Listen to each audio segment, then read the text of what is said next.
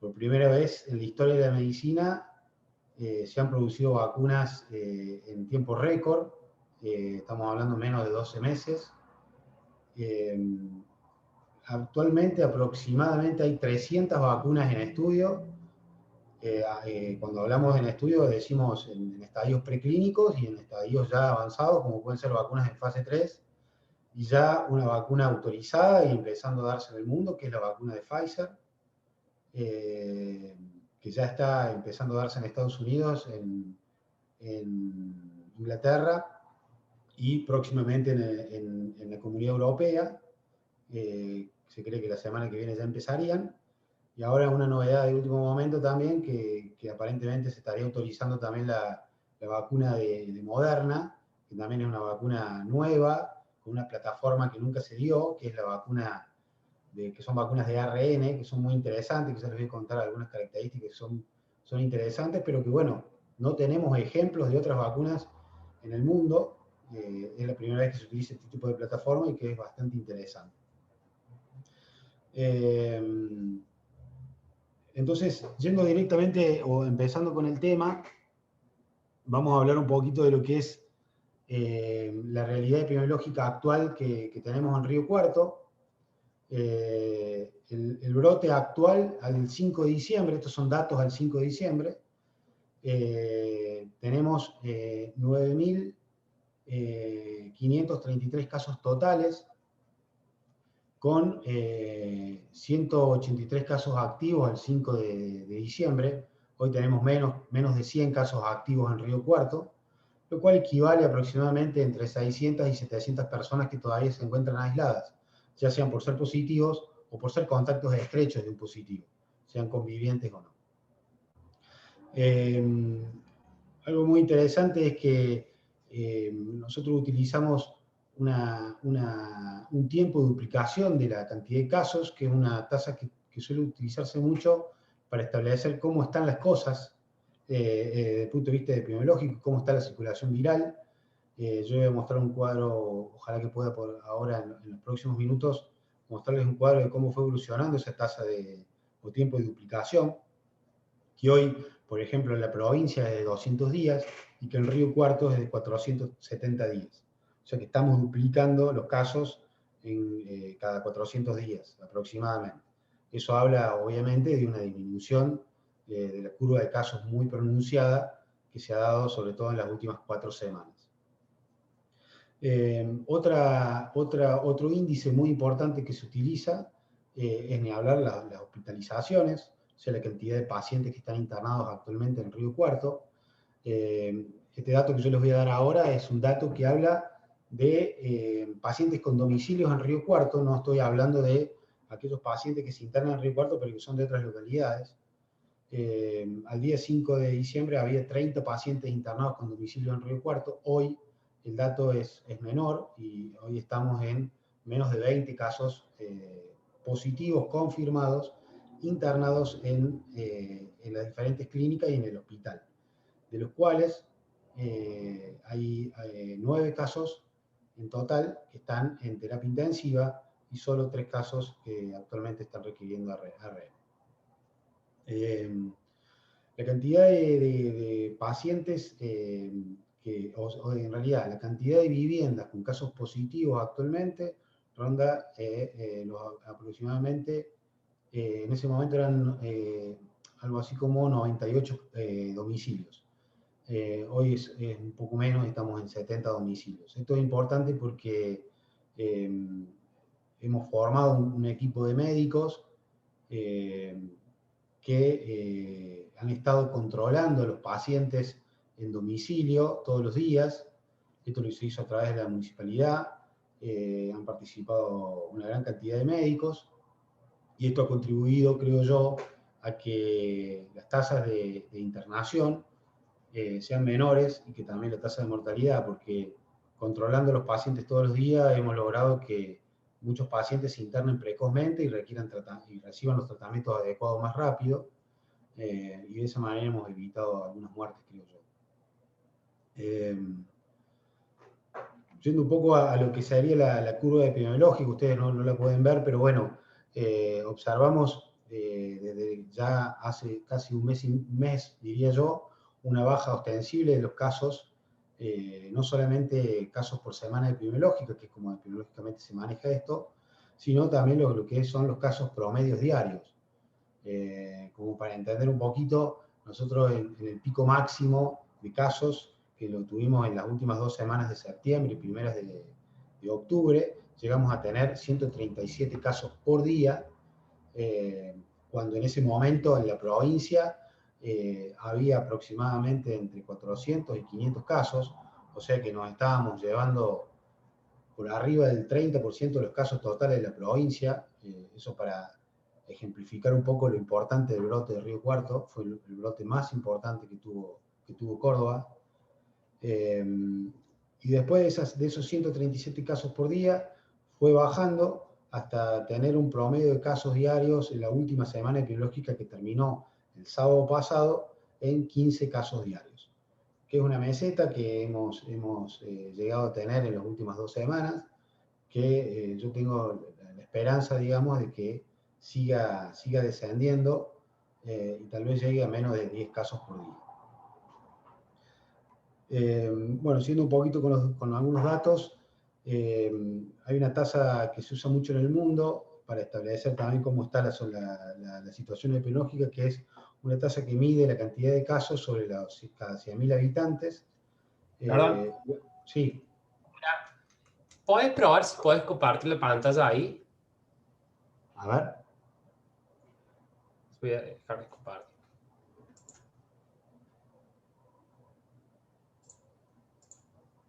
Fíjate ahí. Sí, ahí. ¿Pongo compartir pantalla? Sí. No, todavía no. Proba de nuevo, te debería dejar.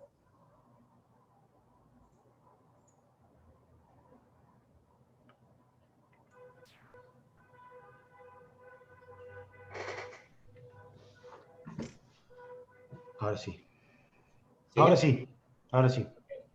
Bueno. Ahí cuando veamos la imagen, Doc. ¿Tengo que hacer algo yo o no? Sí, tiene que ser. Compartir pantalla. ¿Tenés el PowerPoint abierto? Sí, lo tengo abierto. Bueno, cuando pongas compartir pantalla, te tiene que dar la opción de pantalla completa y ahí pones el PowerPoint. Si no, ahí va. Ahí está. Perfecto. Y ahora ponen modo presentación. Así lo podemos ver bien.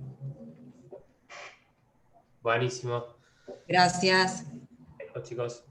Gracias, Marco.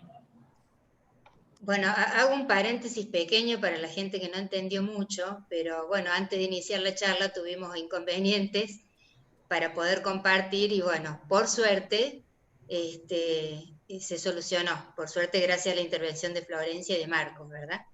Sí. Así que bueno, no te interrumpo más y seguí. Gracias. Bueno, perfecto. Bueno, estos datos ya los habíamos dado. Esta es la curva epidemiológica hasta la semana 49. Estamos ya en la semana 51, empezando la semana 51. En la línea de continua, lo que se observa es el promedio de casos diarios y las barras, el número de casos positivos por semana, ¿sí? Y observamos una importante caída de los casos desde la semana 43 en adelante, y también una caída importante de promedio de casos diarios. Esta es lo que yo les decía, el tiempo de duplicación. Empezamos en la semana epidemiológica 36, que es cuando empieza el brote en Río Cuarto, teníamos una tasa de duplicación de 7 días. Luego de que se decreta esa fase 1 que fue en septiembre, a partir de ahí se pudo empezar a controlar un poco el brote, y a partir de ahí la tasa de duplicación de casos empezó a subir. Esto que yo les decía recién, esta es la tasa del número de casos sobre 100.000 habitantes, se toma en 15 días, o sea, en los últimos periodos de 14 días, y entendamos que para tener, digamos, un control del brote, uno debería tener una tasa por debajo de 100, que lo que estamos esperando llegar entre la semana probablemente 51-52, o sea, para dentro de 15 días, tal vez ya llegar a una tasa menor a 100 y con eso un mayor control del brote. Esto para evaluar cómo fue la curva de casos descendiendo. Para hablar un poquito de cómo está actualmente la distribución de casos de COVID en Río Cuarto en este momento, tenemos el 97% de los pacientes recuperados, el 2%, el 1.9% de fallecidos y la cantidad de casos activos el 1.2%. Este es un cuadro bastante simple, pero que ejemplifica muy bien cómo se comporta el virus actualmente. Esto se repite en la mayoría de las ciudades de Argentina y diría, me animaría a decir, del mundo. O sea, la mayoría de los contagios se dan en la gente joven, ¿sí? Entre 20 y 44 años tenemos la gran mayoría de los casos. Y luego, a partir de ahí, la curva empieza a bajar, a disminuir, la cantidad de casos empieza a disminuir, pero nosotros sabemos que en esa población, sobre todo mayores de 60 años, es donde la enfermedad suele tener mayor tasa de internaciones y mayor tasa de complicaciones y de letalidad. O sea, los jóvenes se contagian y contagian al resto de la población, y generalmente son los mayores de 60 o 65 años y los inmunosuprimidos o con comorbilidades los que sufren la enfermedad. La distribución de casos es bastante homogénea en Río Cuarto, ¿sí? Con un mínimo predominio del sexo femenino del 52%. Esto para entender cuál fue la distribución de casos de hospitalización. Esto se viene repitiendo desde el comienzo de la pandemia. Yo me acuerdo de un trabajo que presentaron los chinos con 3.000 pacientes allá por febrero, que fue el primer estudio demográfico que se presentó. Ellos encontraron esta característica, o sea, del 100% de los infectados, entre el 20 y el 18% de los pacientes requieren internación, de los cuales aproximadamente el 5% van a requerir terapia, y el 50% de esos pacientes van a requerir ARM, de los cuales la mortalidad en terapia y en asistencia respiratoria mecánica ha subido, y encontramos en algunos lugares hasta el 80% de mortalidad. O sea, tener coronavirus, estar en terapia y estar en ARM, la mortalidad es sumamente alta. Esta es la curva de casos de hospitalizaciones, también muy interesante porque obviamente, a pesar de tener siempre las hospitalizaciones, tenemos un desfasaje con la curva de casos, ha tenido un comportamiento bastante similar, y observamos cómo ha ido disminuyendo la curva de hospitalización en Río Cuarto desde hace ya aproximadamente un mes y medio. Siempre el desfasaje es porque hay algunos pacientes que se cronifican, que esto lo vemos todo el tiempo en internación, pacientes que requieren más de 2 o 3 semanas de internación. Entonces muchas veces el curva de casos empieza a bajar, pero todavía las hospitalizaciones se mantienen un poco altas hasta que esos pacientes pueden ser dados de alta.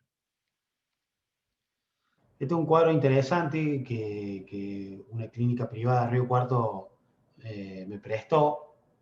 Esta es la comparación de la curva de casos totales en Río Cuarto con la curva de internaciones que esta clínica tenía.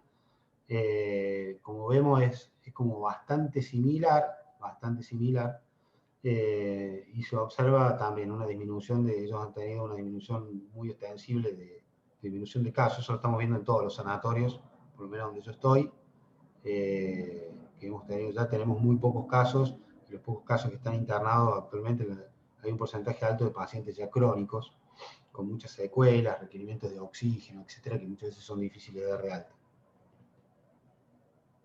Igualmente, es interesante saber que, por lo que yo he visto en mi experiencia personal, estos pacientes que terminan teniendo alguna secuela, es como que con el tiempo se van recuperando de alguna manera, y tienen una buena recuperación en unos meses. O sea que no quedarían tan secuelizados como vemos en otras enfermedades respiratorias, como puede ser la influenza. Bueno, la tasa de mortalidad y la tasa de letalidad, esto es importante diferenciar las dos cosas. La tasa de letalidad es la cantidad de fallecidos por la enfermedad, confirmado obviamente, por la cantidad de diagnósticos. Es una tasa que tiene un sesgo, porque depende de cómo vos testeaste. Si vos testeas poco, probablemente tus tasas de letalidad sean muy altas. Si vos tenés mucho testeo, es probable que tus tasas de letalidad sean mucho más bajas. Nosotros sabemos que por coronavirus y por otras enfermedades también suele haber un subdiagnóstico, ¿sí?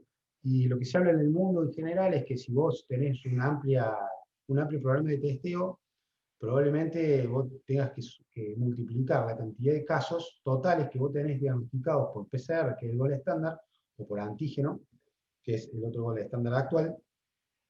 A esos pacientes hay que multiplicarlos por 3.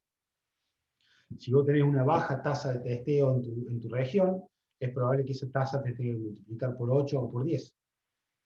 Entonces, ¿qué se ha visto en el mundo? Si uno empieza a pensar cómo se manejó al principio de la pandemia, sobre todo en países como de Europa, como España o Italia, donde el testeo fue bastante pobre al inicio de la pandemia, solo se hisopaban pacientes graves, o pacientes que se internaban, o pacientes de alto riesgo, y eso generaba un subdiagnóstico muy importante, y a pesar de tener pocos casos, uno veía los informes de terapia intensiva y internaciones altísimos. En cambio, cuando vos tenés un programa de testeo muy amplio, vas y buscas a los pacientes no solo sintomáticos leves, sino también a los asintomáticos, que son aquellos pacientes que por unos días, entre 24 y 70 horas, pueden tener capacidad de contagio. La posibilidad de testear esos pacientes, diagnosticarlos, aislarlos, hacer la trazabilidad de las últimas 48 horas y aislar esos contactos estrechos es lo que ha permitido en el mundo, en algunos momentos, controlar de una mejor manera la cantidad de infectados. Entendiendo que obviamente en un brote muy importante, en un brote muy grande, estas medidas de búsqueda del paciente, de búsqueda del positivo, del aislamiento de sus contactos estrechos, tiene sus límites. Está claro que tiene sus límites, y que por eso muchos países que hoy estamos viendo las noticias han tenido que retrotraer con algunas flexibilizaciones. Estaba leyendo el día de ayer, por ejemplo, Alemania, que ha decidido retrotraerse en algunas cosas, también en España, Italia, y veremos cuando en enero sea el cambio de gobierno en Estados Unidos, cómo se va a tomar esto. Pero, o sea, seguimos observando que no hay muchas opciones, aparentemente, para controlar los brotes. Después, algo que podemos llegar a discutir, ha habido muchos especialistas, epidemiólogos, que han planteado otras teorías que son también muy válidas, como la teoría de lo que se llama inmunidad rebaño, esto de que la mayoría de los susceptibles se puedan contagiar, protegiendo a los pacientes de riesgo para que el virus circule, entendiendo que a los pacientes jóvenes no les pasan, no se complican tanto, entonces de esa manera lograr la inmunidad de la población y hacer que haya menos susceptibles y por eso menos circulación.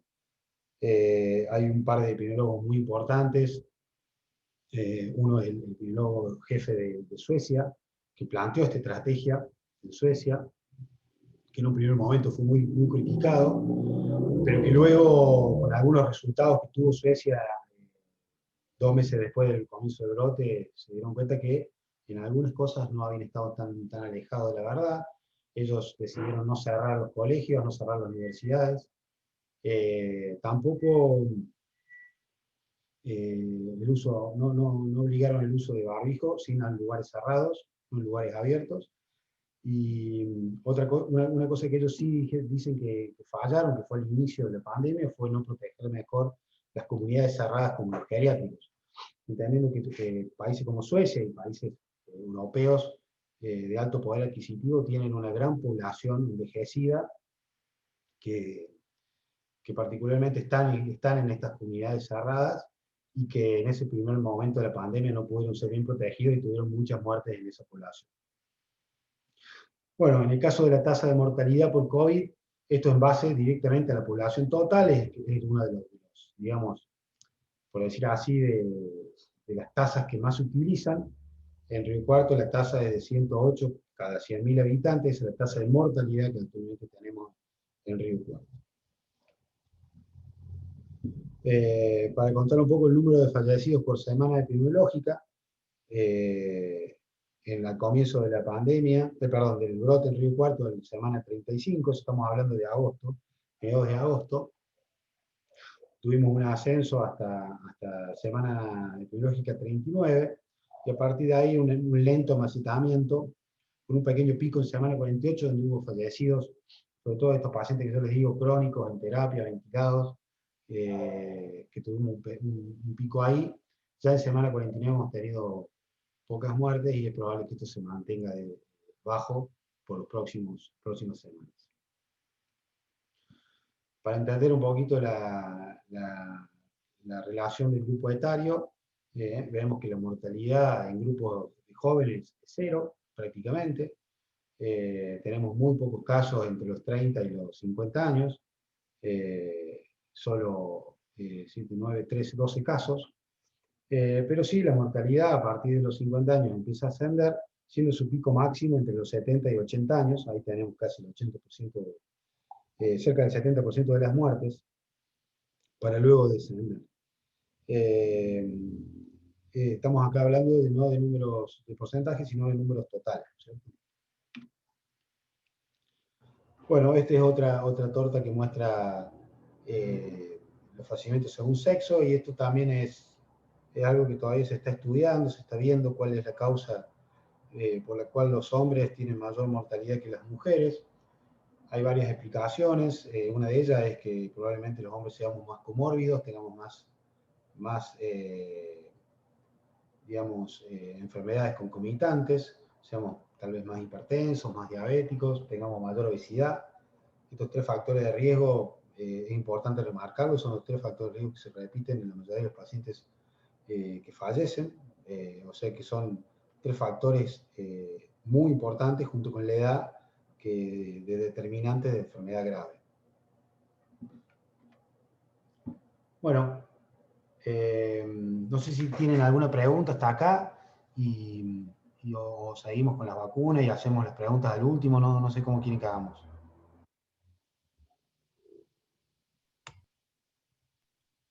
Bueno, si querés, podemos seguir con las vacunas y las Bien. preguntas se hagan al último y avisarle Dale. que si quieren no solamente hacerlas a través del chat, porque por ahí no se animan, sino que habiliten, Florencia los organiza y habilitar el micrófono para las preguntas. Sí, me parece que va a ser mejor. Dale.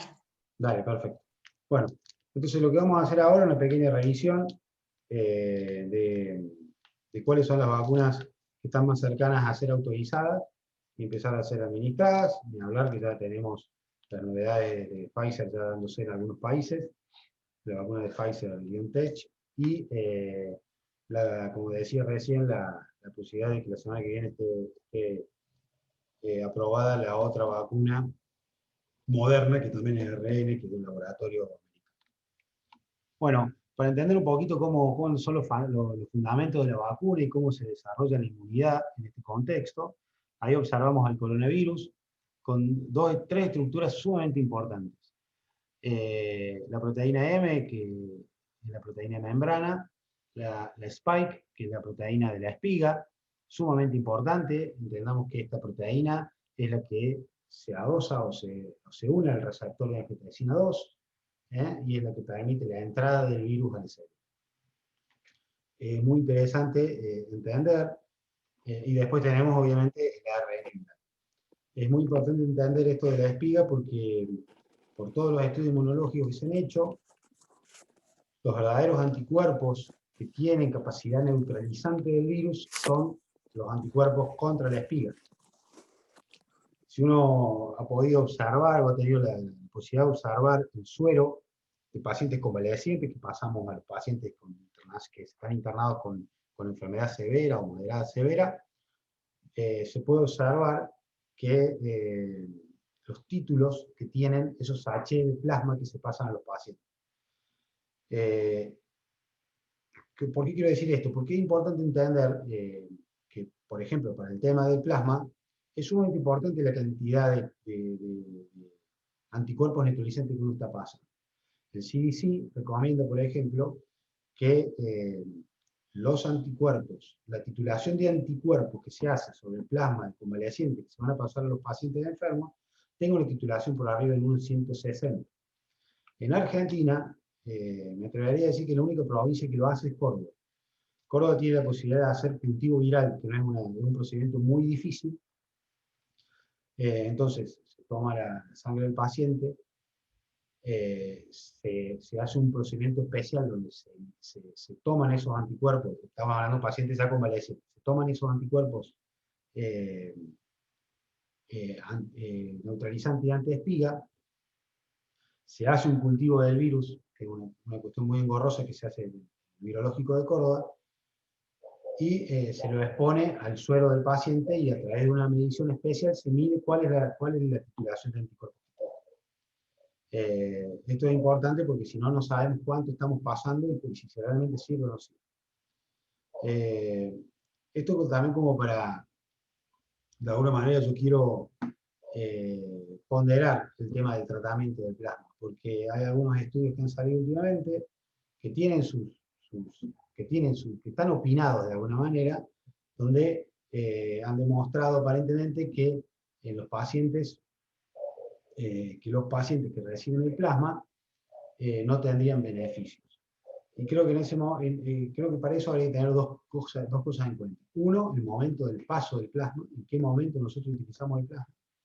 Segundo, qué titulación de anticuerpos tiene y cómo se miden esos anticuerpos. Porque esto que se hace acá en Córdoba, que es el cultivo viral, es algo muy difícil de hacer, pero es lo que se sabe, es lo mejor.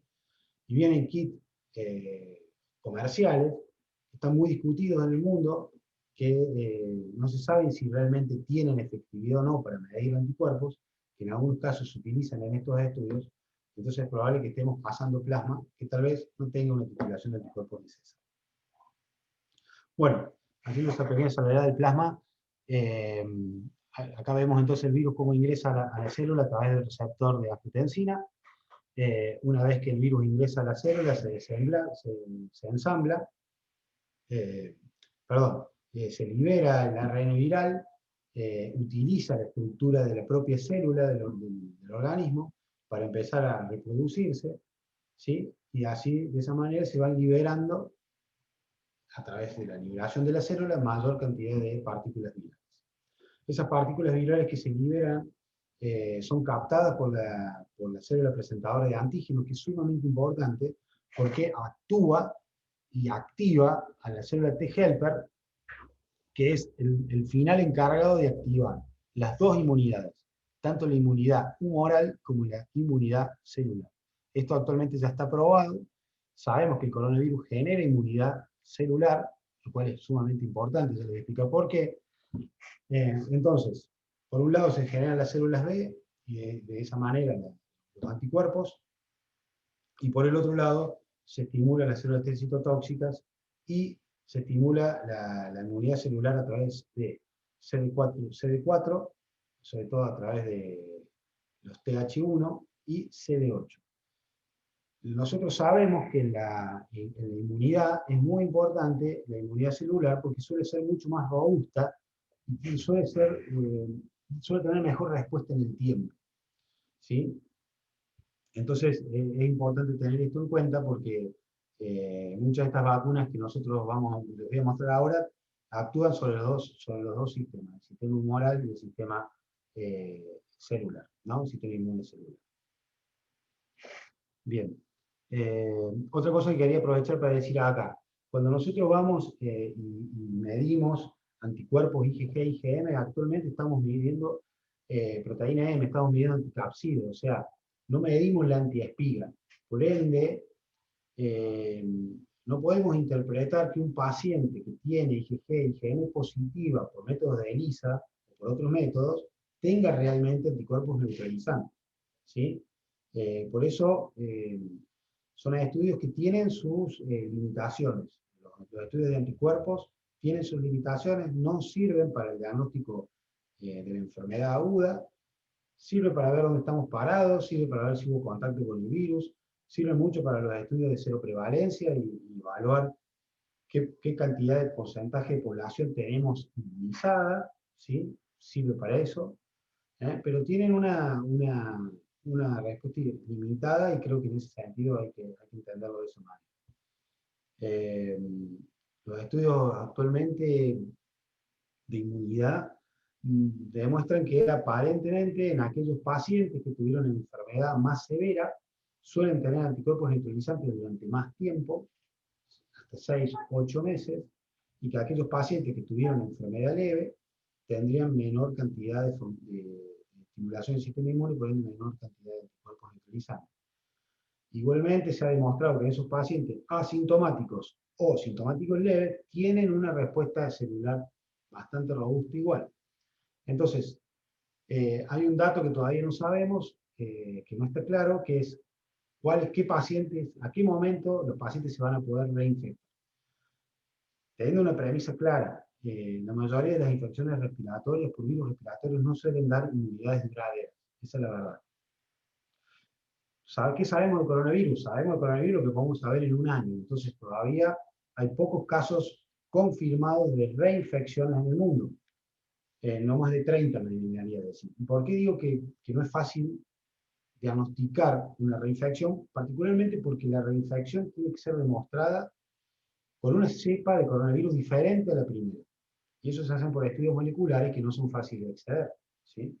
Por eso la interpretación que podemos hacer nosotros de un reinfectado tiene que ser tomado con pinzas y de una manera, a veces, bueno, un diagnóstico clínico, y no mucho más, porque entendamos que los pacientes que tienen PCR positivas, nosotros sabemos que pueden tener PCR positivas hasta después de 45, 60, hasta 70 días. O sea que uno puede tener partículas virales inactivas en la mucosa respiratoria hasta 70 días después de haber pasado la infección. Y eso no quiere decir que el paciente esté con infección activa, ¿sí? Pero bueno, hay cosas que todavía no entendemos, que no sabemos, y que esperamos que en los próximos meses podamos tener un poco más claro. Este es un esquema de cuáles son las plataformas actuales de estudios. Tenemos las vacunas ARN viral, las vacunas de ADN viral, las vacunas con coronavirus atenuado, inactivado, que no es lo mismo, los vectores virales replicantes y no replicantes, dentro de estas ya vamos a ver, son las más conocidas. Algunas que se están empezando a estudiar, que son las de subunidad de proteínas virales, otras que pueden ser otras de partículas similares al virus. Y como vemos, todas las vacunas actúan sobre todo sobre la proteína S, produciendo la proteína y de esa manera generando la producción de anticuerpos, en donde la célula presentadora de antígenos vuelve a actuar, activa la célula T helper y a partir de ahí se produce la cascada inmunológica. Esto como para dar un poquito de cómo ha sido y cómo es actualmente, cómo son los ensayos clínicos de vacunas y de muchos productos medicinales y cómo se tienen que generar en el mundo actualmente, entendiendo que esto le da cierta seguridad y que le da ética a la producción de vacunas en el mundo. Los testeos en animales y pruebas in vitro se hacen en los ensayos preclínicos y luego se los compara con seres humanos. Estos estudios en algunas vacunas se empezaron a hacer ya en febrero o marzo de este año. Cuando hay una aprobación para testeos en humanos, se empieza con los ensayos clínicos fase 1, sobre todo para medir seguridad, donde se utilizan pocos pacientes, entre 20 y 80 pacientes. Cuando se supera esa fase y los resultados son provisorios, bueno, se va a la fase 2, el ensayo clínico fase 2, donde ya no solamente es seguridad, sino se prueba eficacia. ¿Sí? Entendiendo por eficacia la búsqueda del objetivo primario, que es que el paciente no se infecte. De ahí ya se incluyen más de 100 a 300 participantes. Una vez que esa fase 2 es exitosa, se pasa a un ensayo clínico fase 3, que es donde están esta mayoría de vacunas Bueno, actualmente hay 11, diría 10 porque Pfizer ya pasó esta revisión. Hay 10 vacunas en fase 3 que están por terminar su estudio entre diciembre y finales de enero. Ya se suman entre 1.000 a 3.000 participantes. Quisiera agregar, ¿no? En la fase 3 de Pfizer se metieron 40.000 pacientes. En la fase 3 de Moderna creo que más de 20.000. En de Oxford hay 44.000 pacientes en estudio. O sea, creo que en la vacuna rusa, la Sputnik, también más de 40.000 pacientes en estudio. Y todos los estudios son randomizados, doble ciego, controlados con placebo. Son estudios bien armados, serios, y con muchos pacientes, ¿sí? Una vez que el producto supera la fase 3, se envía para aprobación. En el caso de vacuna para coronavirus, la aprobación ha sido de emergencia, obviamente, y empieza la fase regulatoria y el registro comercial, que en este caso tenemos la FDA en Estados Unidos, o la ANMAT en Argentina, que también va a tener que aprobar estas vacunas, y la FDA civil europea, que también ha estado ya aprobando la vacuna de Pfizer en Europa. En el caso de Inglaterra, lo hizo una revisión propia porque ellos están fuera de la Comunidad Europea prácticamente, entonces lo hizo una entidad propia que tiene Inglaterra. Bueno, una vez que se aprueban, luego vienen los ensayos muy importantes, que son los ensayos de fase 3, que es lo que llamamos ya farmacovigilancia, que es cuando el paciente, cuando los productos ya están en la vida real, y ahí en la vida real es donde hay que probarlo. Digo esto porque no es lo mismo tener un producto en una fase 3 absolutamente controlada, con una población muy controlada, con una población que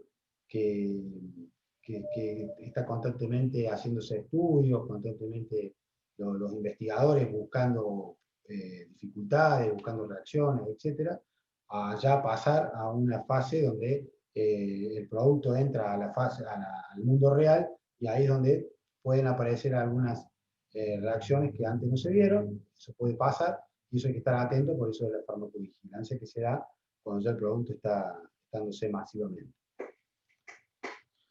Esto es muy interesante, esto está a la mano de cualquiera. Uno entra a la Organización Mundial de la Salud y puede observar cómo se están estudiando las vacunas.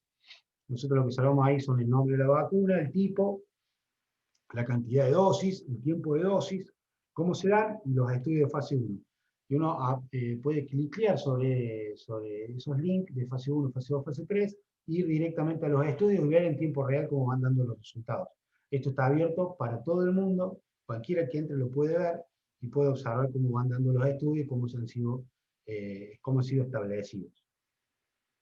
Como vemos acá, tenemos en fase 3 Sinovac, una vacuna inactivada china, otra vacuna china también inactivada del Instituto Wuhan, que también está en fase 3, otra vacuna china también inactivada que también está en fase 3, con 2 dosis, como ven, 0,21, la de Sinovac es 0,14.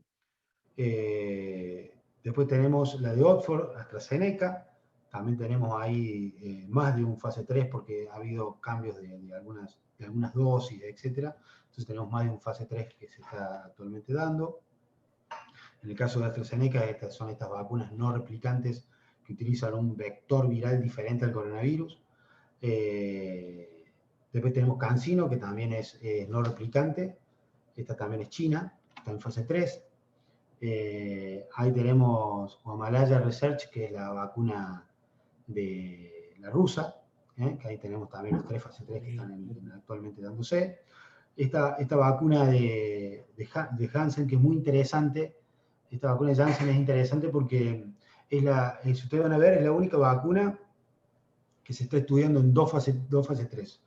Una fase 3 se está estudiando con una sola dosis y la otra con una dosis 0 y 56 días. Sé que es interesante porque es la única vacuna en fase 3 que se da en una sola dosis, lo cual mejora obviamente la logística, ¿no?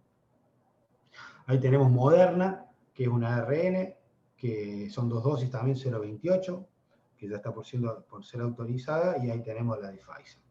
¿Sí? Y el resto están, como ven, están en fase 2, y algunas, son más de 300, como les decía, hay algunas en ensayos preclínicos que están estudiándose. Para explicar mínimamente cómo es una vacuna vector viral, que es algo que ya se ha utilizado, no es algo raro.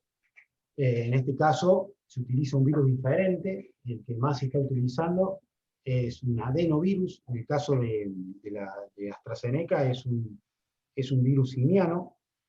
En el caso de la vacuna de Oxford, ya vamos a ver, son dos adenovirus humanos diferentes, dos serotipos diferentes, que se utilizan uno en cada dosis. Lo importante es determinar que no pueden provocar una enfermedad, ¿sí? pero sí puede producir proteína económica para generar una respuesta inmune segura, ¿sí? Pero son vectores que no pueden generar la enfermedad. Los estudios se están realizando actualmente en Argentina en fase 3, justamente Janssen está acá con esta vacuna, estudiándola en fase 3 en Argentina, ¿sí? Hay una vacuna parecida, que utiliza un vector viral, que es la vacuna del ébola, que es justamente la vacuna que el Instituto Ruso pudo licenciar hace unos años y que se está utilizando. A eso agregaría que hay otra vacuna que este Instituto Ruso también licenció, que está estudiando en un fase 3 bastante avanzado, que es contra otro coronavirus, que fue el coronavirus del Medio Oriente, el MERS, que se dio allá por el año 2012, que tuvo que no, obviamente no fue pandémico, pero que tiene una mortalidad muy alta de más del 38%, y que se cree que tiene que ver con que el vector animal serían los camélidos, el camello. Entonces, ¿cuáles son las vacunas en fase 3 más avanzadas? Con vector viral, como decimos, no replicativo. Oxford, que utiliza, como decía, un adenovirus de un chimpancé no replicado, que contiene el gen de la proteína S, con 2 dosis, 0,28 días, con una necesidad solamente de heladera, 2 a 8 grados. Eso le facilita mucho la logística. La Sputnik 5, que es un vector adenovirus no replicado, pero ahí utiliza el adenovirus 26.5, con 2 dosis de 0,21 días, que utiliza una forma líquida a menos 18 grados. Quiere decir que la transportación y el mantenimiento de la vacuna tiene que ser a menos 18, pero la forma de administración obviamente es a 2 a 8 grados. Esta CanSino Bio es de un laboratorio chino, que también es un vector adenovirus 5, que también se estaría usando una sola dosis, y la de Janssen, que ya le hablé recién, que también usa el 26, y se estaría usando en una sola dosis, también a 2 a 8 grados por un mes. Cuando hablamos de ARN mensajero, esta es una plataforma absolutamente nueva, nunca se usaron vacunas en el mundo con esta plataforma de usar un ARN mensajero que lleve el mensaje de producción de los anticuerpos neutralizantes a la célula. Es muy interesante. Tenemos la fase 3 en Argentina dándose actualmente, o sea, hay gente en Argentina que se ha vacunado con esta vacuna. Son 2 dosis, 0,28 días. El problema que tiene básicamente es la conservación a menos 70 grados.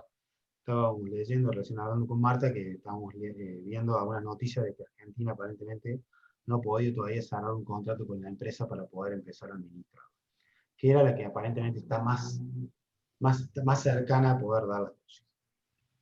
En el caso de Moderna, como les decía, próximos días a estar también actualizada en Estados Unidos, también es ARN mensajero, utiliza 2 dosis y utiliza un poco menos de temperatura. Entendamos que a menos 70 grados sí o sí se necesitan freezers especiales, nitrógeno líquido y hielo seco para transportación, mínimamente. En el caso de estas inactividades en fase 3, que a mí me parecen muy interesantes, tenemos la mayoría, como vemos, son de laboratorios chinos.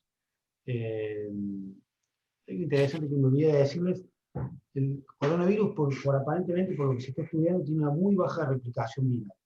Y al tener baja replicación de mutaciones virales, hace que probablemente sea un virus bastante estable, lo que sea positivo en cuanto a que no sea un virus que vaya a cambiar tanto como si los pasa con la influenza, que todos los años tiene un cambio mutagénico que hace que muchas veces las vacunas no queden efectivas. Entonces puede ser que al tener tanta baja replicación y mutación, el virus cambie poco y eso ayude a estas vacunas inactivadas a funcionar. Eso es un factor que ayuda para estas nuevas vacunas de ARN, porque las vacunas de ARN mensajero, en 2 o 3 semanas vos le podés cambiar la mutación que presenta el virus, obviamente determinando cuál es la mutación, pero en pocos días, en menos de un mes, vos podés fabricar una vacuna nueva que cambie su target, digamos, por esa nueva mutación de esa proteína S o de esa proteína anti-espiga, y de esa manera probablemente ser fácilmente manejada en los futuros cambios que el virus pueda tener. Como vemos, la mayoría de las dosis son en 2 dosis, pero tienen esta facilidad de que solamente se utiliza el ADN.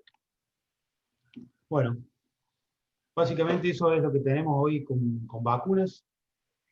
No sé si quieren hacerme alguna consulta, alguna pregunta.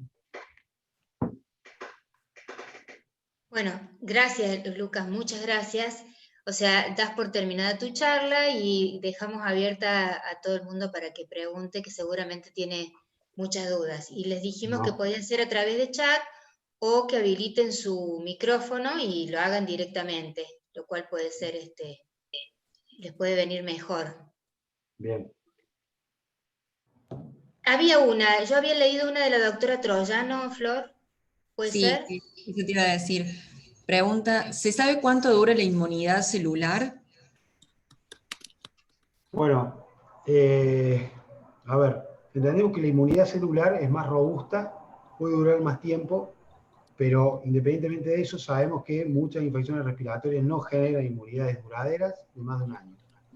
Por ende, todavía no lo sabemos, pero estamos infiriendo que es probable que la inmunidad no dure más de 6 o 8 meses. Es lo más probable, y eso va a generar ciertas dificultades, porque vamos a tener pacientes que van a poder que se van a poder reexponer a una nueva infección. Y esto es interesante decirlo, porque estos pocos pacientes que yo decía, 30 o 30 y pico pacientes reinfectados confirmados, algunos tuvieron enfermedad, la segunda enfermedad fue más leve, y en algunos la segunda enfermedad fue más severa. Lo que sí se estaba viendo, son 30 pacientes, no es nada, pero bueno, sí se veía que en el porcentaje de esos pacientes, la mayoría que se reinfectaron tenían algún factor de riesgo de inmunosupresión importante, ¿sí? Pero bueno, todavía no está claro bien cuánto va a durar, y tampoco está claro si estas vacunas que actualmente estamos dando las vamos a tener que dar cada un año, cada 2 años, cada 3 años. Eso todavía no está claro. Son respuestas que todavía no tenemos. Ahí la doctora Sanabria hizo una acotación. Sí, la doctora Sanabria dice, quiero que dejes bien en claro la necesidad de que los médicos llevemos con firmeza y conocimiento la necesidad de vacunar. Y que las reacciones alérgicas significan no color, las vacunas. No. Moni. Pregunta a Mónica, vamos. Pregunta a Mónica. Dale. Sí. Acota, Ay, Mónica. ¿se escucha? ¿Se Sí. escucha? Sí. No, yo, de todas las charlas, muy buena, Lucas, te felicito, me encantó. De todas las charlas de vacuna, siempre rescato de que si nosotros tenemos conocimiento, estamos bien informados, podemos transmitir la necesidad y la importancia de lo que va a significar vacunar, porque llegar a la inmunidad de rebaño con la infección sola es muy peligrosa. Y una de las grandes preguntas que hemos tenido, supongo que todos los médicos, pero nosotros los alergistas, es con estas dos reacciones anafilácticas que tuvieron con la de Pfizer, que pusieron en una misma bolsa a todos los alérgicos y que los alérgicos no podían ser vacunados. Y eso es que hay que aclararlo, que no es así. Solamente los que tienen antecedentes de anafilaxia previa a un medicamento aplicado de insecto, alimento, necesitan un test alergológico, pero no la contraindicación. Bien. Lo que me gustaría agregar es que, por eso yo decidí mostrar esa diapositiva donde mostraba cuáles son los pasos que tiene que tener una vacuna para llegar a darse en el mundo, y que, ni hablar que hoy por hoy,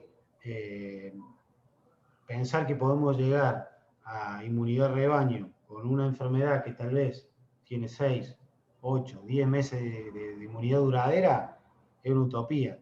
Y en ese contexto, entender que si a vos se te infecta el 70% de tu población, y probablemente tengas muchos pacientes internados, muchos pacientes en terapia, muchos pacientes en ARM y probablemente muchos fallecidos.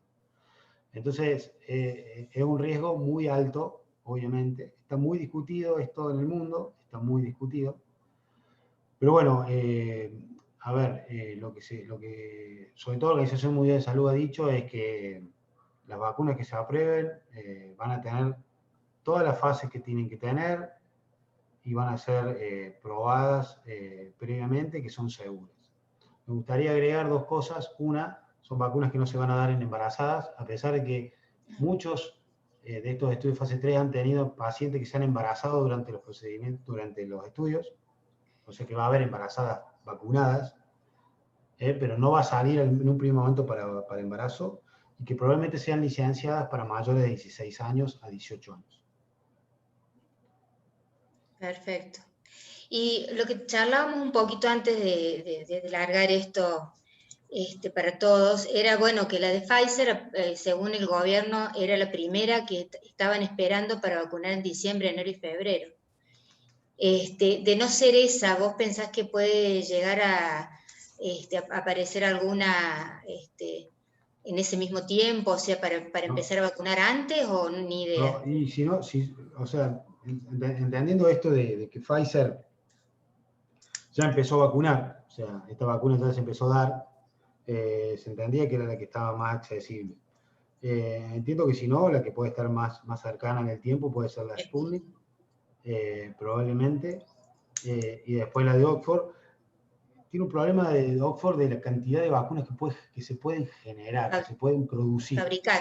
Fabricar. Entendamos que Pfizer prometió 50 millones de vacunas antes de fin de año.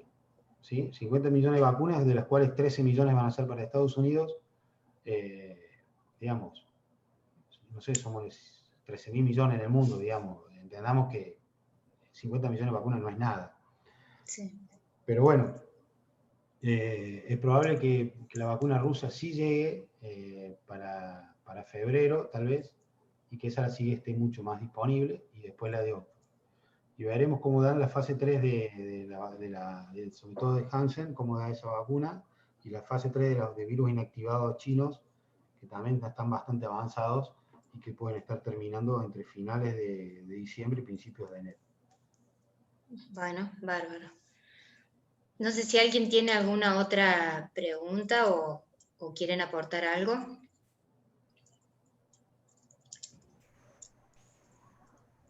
Parece que no. Por ahora en el chat no hay nada, Marta. Bueno, vos, Lucas, ¿tenés ganas de aportar algo más? Creo que te hablaste todo, y bueno, desde ya agradecerte mucho.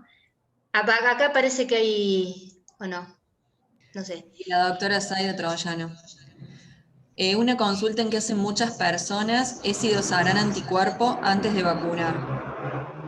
Probablemente no. La información que tenemos nosotros es que pacientes de riesgo, mayores de 65 años, pacientes que viven en comunidades cerradas, personal esencial, dígase, primera línea de médicos, enfermeros, kinesiólogos, etcétera, y tal vez personal de seguridad y bomberos, es probable que se vacunen todos, sin evaluar si ya tuvieron COVID o no, y sin evaluar anticuerpos. Probablemente se vacune a todo el mundo. Está bien. Vos sabés que, perdón, no sé, Flor, querías decir. No, hay otra consulta más, pero avanzar yo después se la hago. No, que viste que había salido como un modelo matemático, que creo que lo hicieron unos españoles, sobre vacunar precisamente a poblaciones más jóvenes, que son los que podrían transmitir con más facilidad el virus. Pero creo que, me parece que eso no va. O sea, generalmente el target de la inmunidad es a la persona que puede terminar desarrollando y morir por una enfermedad, y no en este caso, como plantean, pues salió en muchos lados, por eso te lo digo. Sí, eso es interesante si vos tenés una capacidad de producción de vacunas enorme. Si vos decís, Claro. vas a fabricar las vacunas para vacunar a ese 50-60% de tu población, me parece sumamente interesante. Vas a estar protegiéndolo más, porque aparte, probablemente, si vos vacunás a esa población, es probable que la circulación viral sea muy baja, y esos Claro. pacientes que vos estás vacunando mayores de 65 años comórbidos, tal vez la efectividad no sea tan alta. Depende de las vacunas eso también. Porque yo estudiando un poco los fase 3 que estaba viendo, la mayoría de las vacunas tienen entre el 50 y el 60% de su población han sido mayores de 65 años. La mayoría comórbidos. O sea que la fase 3 han incorporado muchos pacientes de alto riesgo, lo cual quiere decir que la efectividad en esos pacientes ha sido muy alta. De hecho, Moderna, por ejemplo, en mayores de 60 años, cerca del 99% de efectividad. Vuelvo a repetir, no es lo mismo efectividad que eficacia, ¿no? Cuando hablamos de efectividad, hablamos de capacidad de evitar infección en estudios controlados. Después veremos cuál es la eficacia en el mundo real. Bien. Hago la próxima pregunta.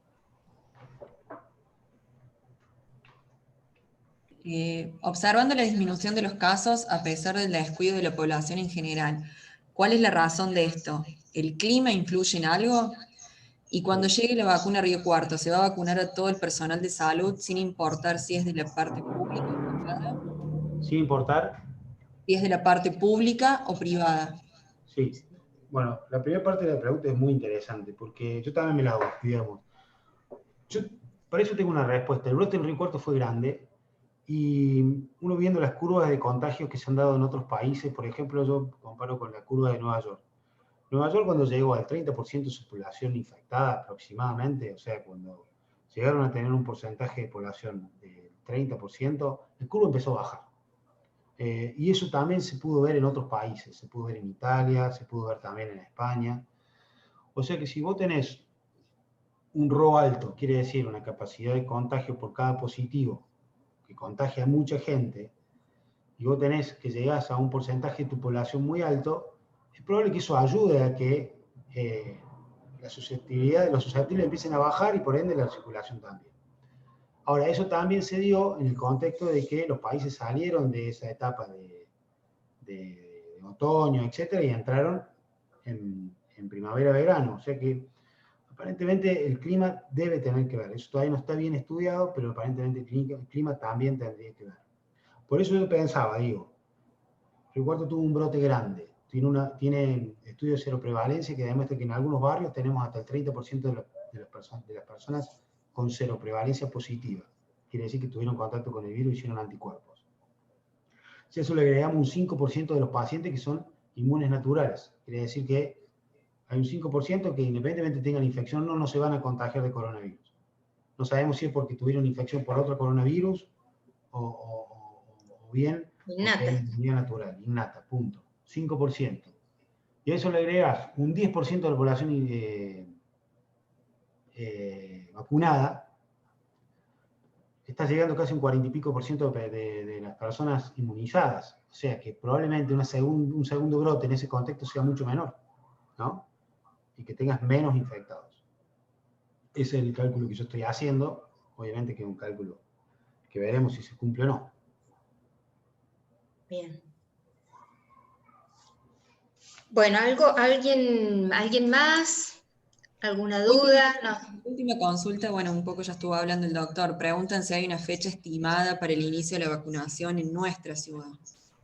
Bueno, no, pero me había olvidado de la otra pregunta que me había hecho sobre si van a vacunar a toda, la parte privada y parte pública. Sí, van a vacunar, yo tengo entendido que no se va a hacer distinción sobre eso. Sí es probable que se le pida a la parte privada que dé una mano en la colocación de las vacunas, en la conservación, etc. pero se va a vacunar a todo el mundo igual. Y la última que era, ¿cuál era? Discúlpame. Si hay una fecha estimada para la vacunación en la ciudad. Y la verdad que no tenemos estimaciones reales porque ninguna vacuna ha llegado todavía a Argentina. Así que lo que se habla, por decir así, se ha estado hablando sobre todo con los encargados de vacunas de cada municipio, es que se prepare, digamos, el sistema para mediados de enero, finales de enero. Ojalá. Ojalá, sí. Ojalá, pero vos me hiciste un comentario los otros días de decir, bueno, ojo, ¿no? Porque con el tema de las vacunas no se termina la historia. No, ni hablar. Porque mucha gente pone toda la esperanza y la expectativa en que, bueno, nos vacunamos, listo, pero bueno, no, va a ser más complicado. Ahí podemos hacer apuesta y ver en qué momento vamos a volver a la normalidad previa, que yo no sé si Que va a llegar. conocimos. Sí, porque hay cosas que yo creo que vinieron para quedarse, ¿no? Esto, Sí. el Zoom, etcétera. Pero muchos dicen en algunos países, no sé, Europa, Estados Unidos, están hablando de normalidad después del segundo semestre del año que viene. Sí. Entendiendo que en algunos países, por ejemplo, Estados Unidos, el barbijo no es obligatorio, Sí. hay muchos lugares donde todavía está todo abierto, digamos, también tienen una normalidad bastante parecida, digamos, ¿no? Así es. Así es. Bueno, entonces, sí, perdón. Que me llegó por un mensajito y me dice, ¿qué porcentaje de la población de Río Cuarto se infectó ya? Bueno, eso es lo que yo estaba hablando. Nosotros tuvimos una tasa de testeo muy alta en Río Cuarto, por lo cual, si nosotros tenemos 9.000 y pico de infectados, tenemos que multiplicar, porque siempre hay un subdiagnóstico, siempre, de pacientes. Subregistro más que subdiagnóstico. Sí, hay muchos pacientes que no consultan, claro. Pacientes que cursan su enfermedad en la casa. Estamos hablando que un 70% de los pacientes son asintomáticos, o sea que nunca van a consultar porque no tuvieron ningún síntoma. Entonces, en ese contexto, yo multiplicaría por 3 la cantidad de infectados en Río Cuarto, lo cual me daría un número aproximado de 30.000. Entendiendo una población de entre 160 y 180.000, estaríamos cerca del 25%, ¿no? Más o menos. ¿No? Más o menos, aproximadamente. ¿Qué es lo que nos dan algunos estudios de seroprevalencia que hemos podido hacer con estos operativos de identificar donde se hacen los testeos rápidos y dependiendo de algunos barrios, por ejemplo, me estoy acordando ahora, por ejemplo, Banda Norte tiene una seroprevalencia total de aproximadamente el 22%, o sea, se han hecho creo que más de 3.000 testeos rápidos y el 22% es positivo. Otro barrio que tiene una alta prevalencia o cero prevalencia es Alberdi, arriba del 23%. Y tenemos algunos barrios del este de la ciudad que tienen cero prevalencias bajísimas, 8%, 6%. Pero en líneas generales yo me atrevería a decir entre el 25 y el 30% de la población. Muy bien. Bueno, llegamos al final. Bueno, en nombre del Colegio Médico, doctor Stefanini, muchísimas gracias. Muy excelente la charla. Seguimos con dudas, así que seguramente en algún momento del año que viene vamos a volver a tocar el tema con otras perspectivas, con otros resultados a la vista, porque todavía a esto le falta un buen tramo, ¿no? Perfecto. Así que bueno, muchísimas gracias y bueno, a todos los que participaron y nos acompañaron, no solamente hoy, sino a lo largo de todo el año, que ha sido un año bastante particular para muchas cosas, ¿no? Bueno, gracias. Muchísimas gracias por la invitación y un saludo a todos. Gracias. Buenas noches. Buenas noches.